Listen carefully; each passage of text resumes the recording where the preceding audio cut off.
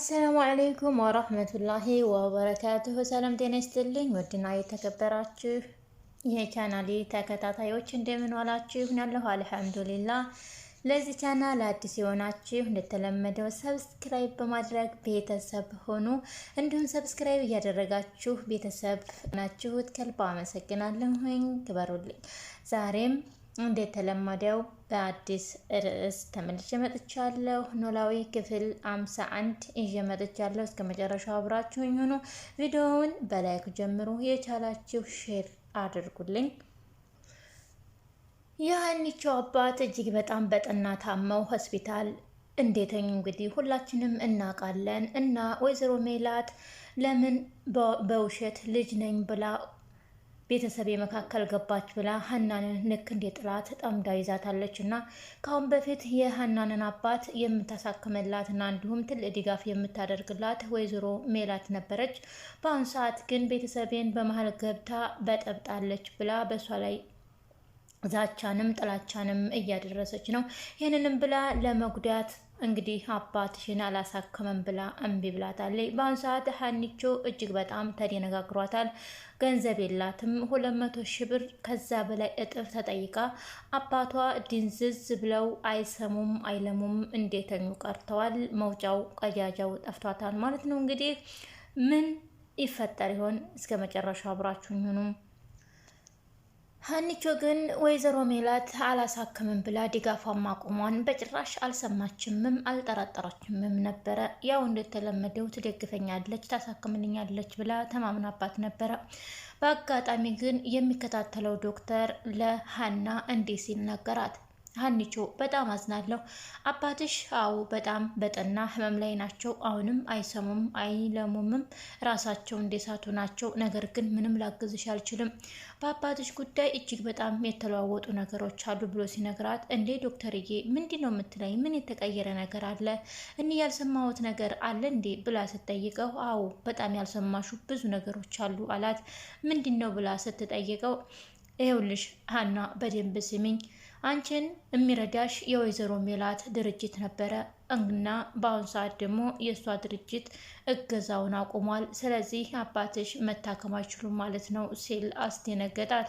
እሷም በጣም ደነገጠች እና እንዴት ለምን ሲባል ነው የማታግዘኝ? አስጀምራ ስታበቃ ለምን አታግዘኝም? አባቴ ሞት አፋፍ ላይ እያየችው ይህንማ ልታደርግ አትችልም ብላ ዶክተሩን ተከራከረችው።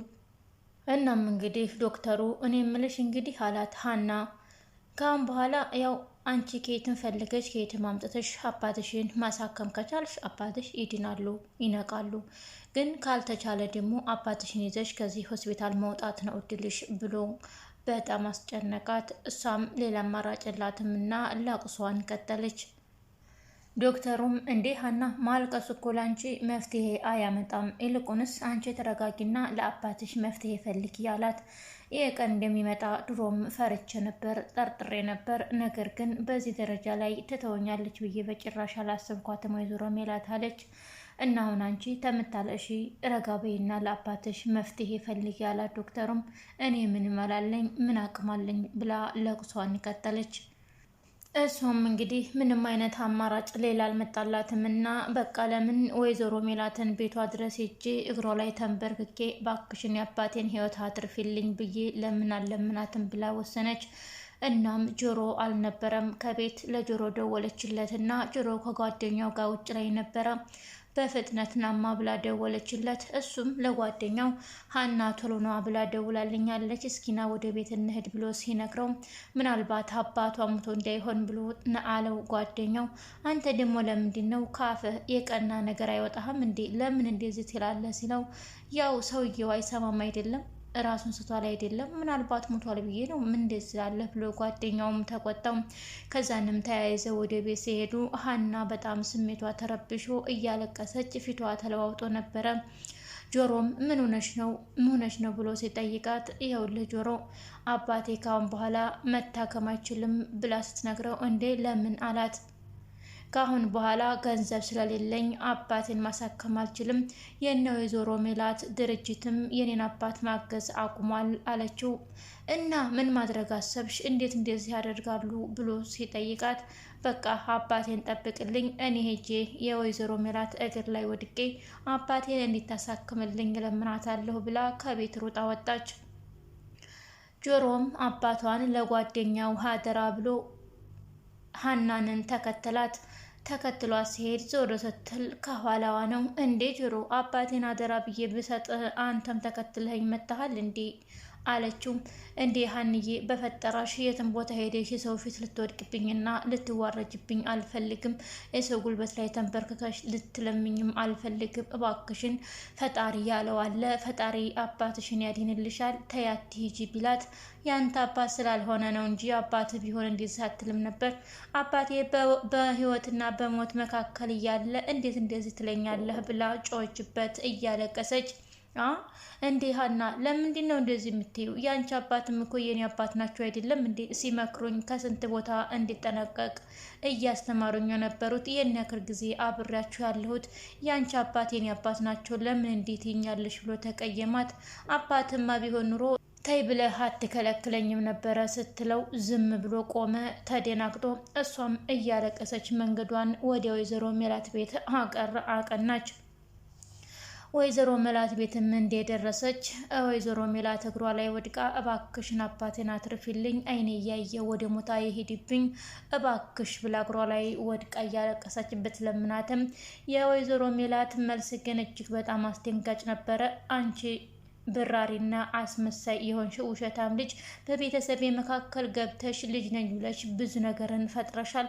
አሁን ደግሞ እገዥኝ ትያለሽ። የቻልኩትን እስካሁን ሳደርግ ቆይቻለሁ። አባትሽንም ለማትረፍ ብዙ ወጪ አውጥቻለሁ።